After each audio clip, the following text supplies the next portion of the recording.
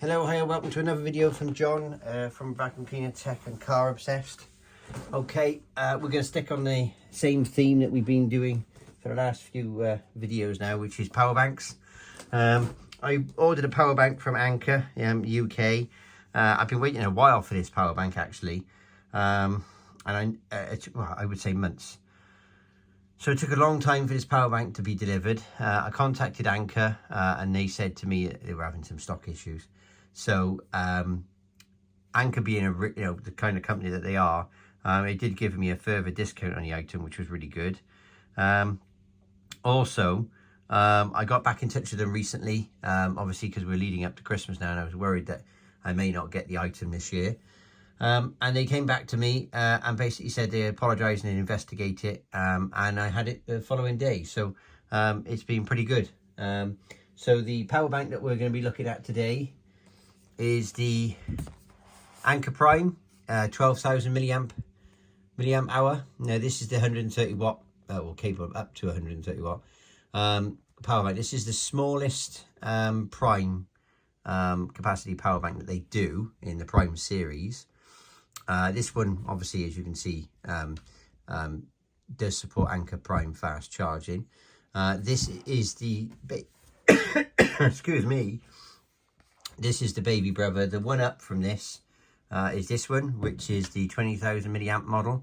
Again, you can see they're very similar. The main differences are going to be is capacity and weight and physical size. So the one we're looking at today is going to be the 12,000 milliamp one, but we'll leave that there for comparison. Now this is going to be unboxing and first charging video, because this has never been unboxed. As you can see, the seal is still there. I've not opened it. Now this normally retails, I would say, around about the £80 mark. Okay, now this is where it gets quite interesting, because there has been some deals on this particular model, which is the 20,000 milliamp one, and you are actually getting this for the same price as this one.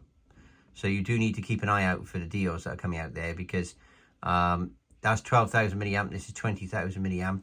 Yes, this is going to be a little bit heavier and a little bit bulkier. If you're looking for something that's quite light and compact, then obviously the smaller capacity model may be more suitable for you. So what we'll do is we'll get this open now. As you can see, Anker do pack them very well. Oh, there we go. Look at that. Look how tight that is. There we go. It's coming out now.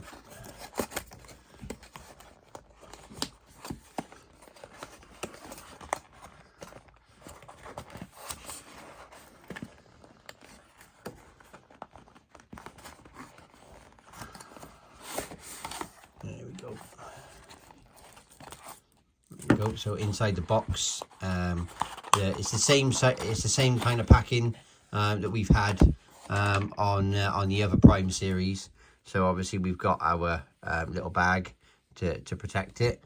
I know some people have said that they don't like the bags and they don't tend to use them, but I really do find the bags are helpful, not just for protecting the screen from scratches and that, but also as well, it actually helps prevent debris going into the USB ports and that, if it's in a bag or something, or a handbag.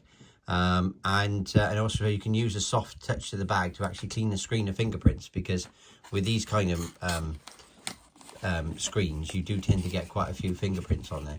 Again, they'll supply you with a cable. Now I'm not sure if we can see this. Does it have a wattage rating on the cable?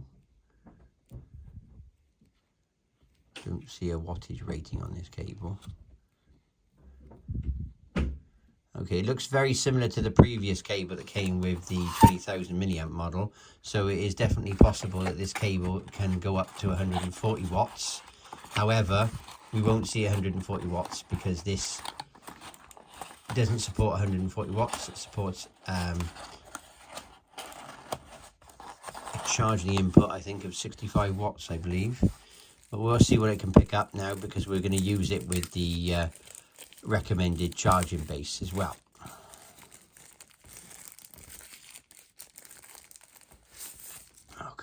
go. Look at that. See? Oh, straight away, you notice some marks on it, which is not something you'd expect, would you, for something brand new? If you can pick that up on the camera, you can see that quite clearly, can't you? Okay.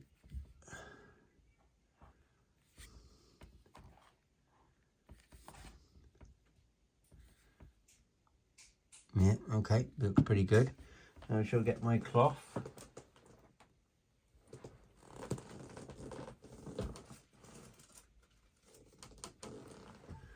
And just wipe that mark off.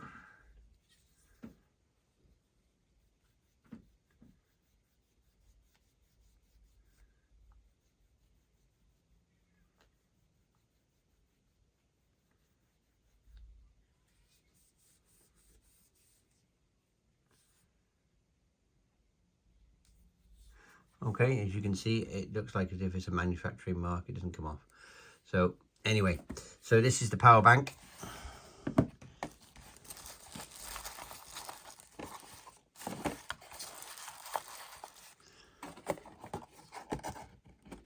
Put it back in the box. You can see obviously that the majority of the box is cardboard, so it is recyclable.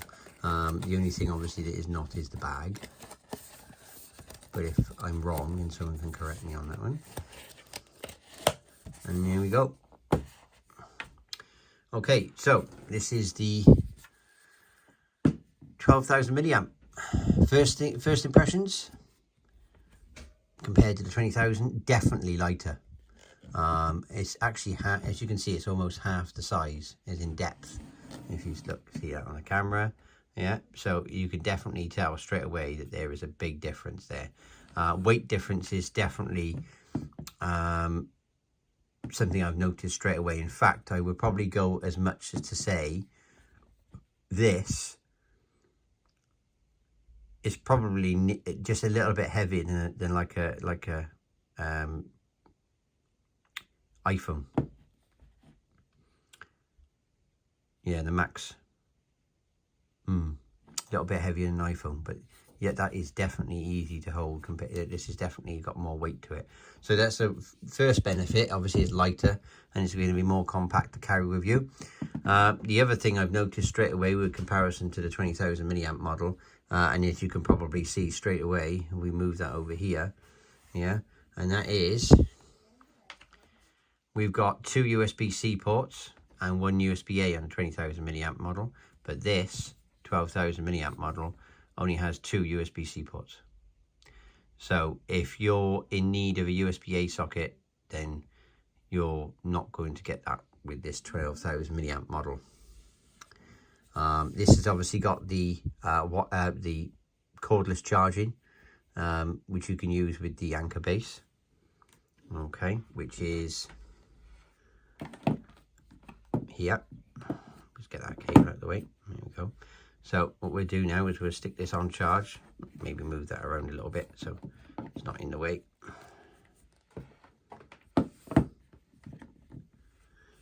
Okay. So as you can see, I've popped it on the base. It was showing around about 29%, so it did have some charge in it, so it wasn't shipped completely dead.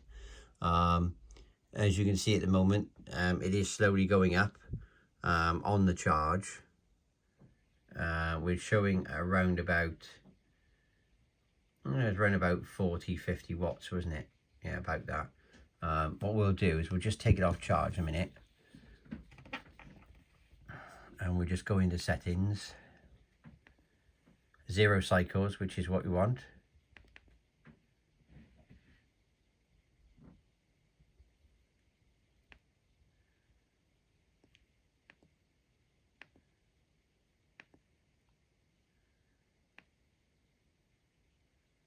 The benefit of this video, I'm going to leave it on, leave the screen on so it doesn't turn itself off.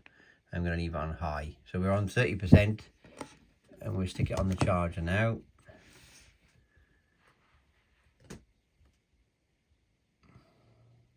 So this charger is capable of charging up to 100 watts. It does obviously work with all the Prime series models, so any ones that have got the charging docking station points on the bottom. That said, with this charging station, you do have 2 USB-C ports on the side by here and 1 USB-A as well. So you can use this docking station to charge other devices as well, which is very useful actually. It's very good to sit on the desk. It's not, it usually have it plugged in on a desk normally, and it sits there all the time. But I did take it off the desk the other day when I was trying to organise my desk a little bit. So charging wise, at the minute, I can see that it is fluctuating a little bit on the power.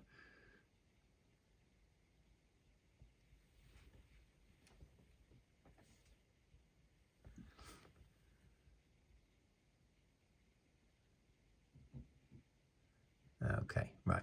So charging time for this one, obviously the 20,000 milliamp one, this one by here, this one usually took around about 45 minutes to an hour, maybe less, depending on if it was totally dead, and you'd probably be saying about an hour for this one to fully charge using the base. I expect this smaller one to charge in around about half an hour, but at the moment, as you can see with the charging rate that we've got here, it does seem to be fluctuating quite a lot. So it does seem to be going up and down on this one. But yeah, so far it's more compact. In fact, I think I could potentially see myself using this more, taking this one out more than this one, purely because of the weight difference and the capacity of it. Now obviously you are correct, obviously USB-C. If you do need a USB-A connection, you can buy USB-C to USB-A connectors cables, which is not necessarily a you know, a bad thing. But most devices now are USB-C. The recent iPhones have come out now to USB-C, and the Samsungs and Androids is USB-C as well. So, and laptops are USB-C. You can charge them via laptop. I wouldn't say no to charging this via laptop. I would say that this could charge a laptop, but I don't think it would have enough juice to potentially charge a laptop, you know, from flat to full. You'd probably get around about 40, maybe 50% power from this, if you're lucky. So as you can see while we're watching the video, the charging rate is now increased and it's gone up to 65 watts. As per the instructions, it does say 65 watt input. So we're not going to be looking at anything better than that. So the charging speed of this is less than this one. This will charge at 100 watts input. But the 12,000 milliamp one will only go up to 65 watt. As you can see, we've got 25 minutes now for that to be fully charged. So technically, you know, the battery, it was on 25% when we first connected it. So, you know, 25 minutes, that's, you know, it's going down. It's not too bad, that isn't. It's quite quick charging. It does come with a USB-C cable, which is this one. What we will do is we'll quickly compare this cable with the one that came with the other model.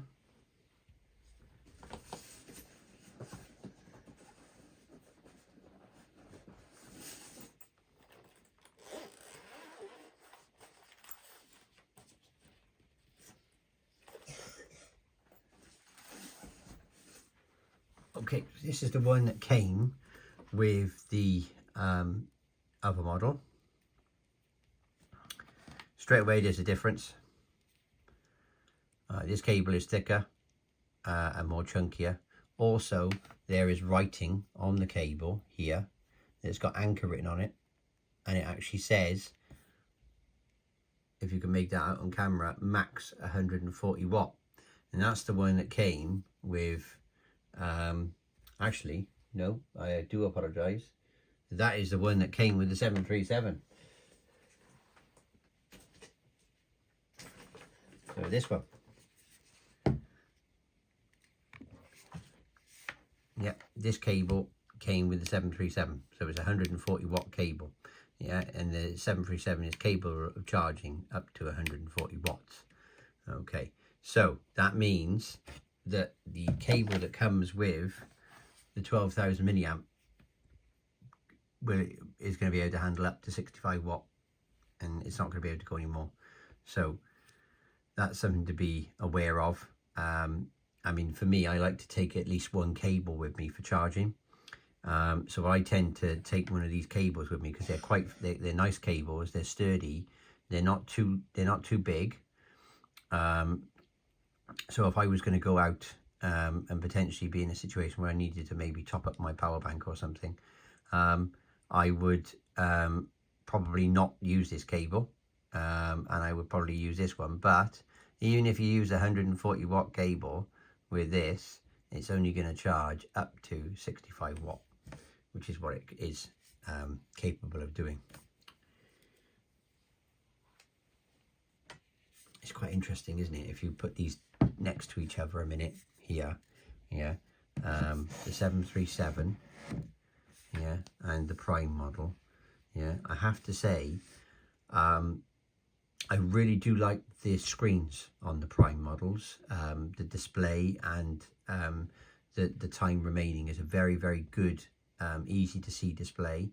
The display on the 737 is a bit smaller, and you do sometimes, you know, when you go into the details part of it on here, yeah, you do sometimes struggle to see the watt hours and the battery cycles and that. As you can see on here, this 737 does get used. I'm not on as many cycles as I thought I was. That's showing as 11, and I thought I would have been on 20 by now. But obviously a cycle is counted as when it's completely dead and then gets fully charged. So so it's not dead. So this particular 737 is on 21%. So I'll be using that to charge my phone today. It's pretty good, to be honest with you. With the 737, I've charged, give you an example of the 737 for charging capacity. Tablet, 2 phones, a watch, which is a smartwatch, and then AirPods, and I've still had battery charge left in it. It's not dead. It's in its like 30s. So yeah, the 737, even though the 737 now is what you would class as old, because the Prime and the new models, the 737 is still a good power bank to go for. Yeah. Now we'll stick that over there so we don't get any confusion. So as you can see, the charging rate now has dropped. The charging time has dropped, but the rate has stayed at 65 watts. So we're almost now at 50% on the power bank. Okay. And it does seem to be charging really well. And that's very fast. I mean, it's dropping down now. So potentially this power bank could charge in 30 minutes or less. And then away you go. All right. So obviously 65 watt charging. So what we're going to do here is, before we put the video to a close, we are going to open the cable that they've supplied. Okay. With it, we're going to take it off the charging station, and we're going to have a look on here now. And if you see, one of them I believe is an input. So let's have a look. Doesn't say if one's an input or an output. Okay, so what we'll do is we'll plug it into that one, and we'll see if any of them are an input. Let's see what happens. Yep, that's a C1. So C1 is that one. Okay, and that is an input. And as you can see, it's going up. So that is an input. So that's working really well. Yeah, it takes a while to go up to the top wattage, but yeah, as you can see with this charging base, you can plug in on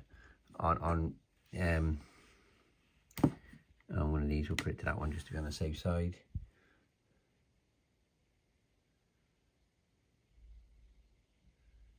If it makes any difference in the charging rate. There we go. I did have it in the right one, so I put it into the other socket, and now I'm getting nearly almost up to my 65 watt charging rate. So there we go. So that was C1. So C1's on the left. So let's try C2.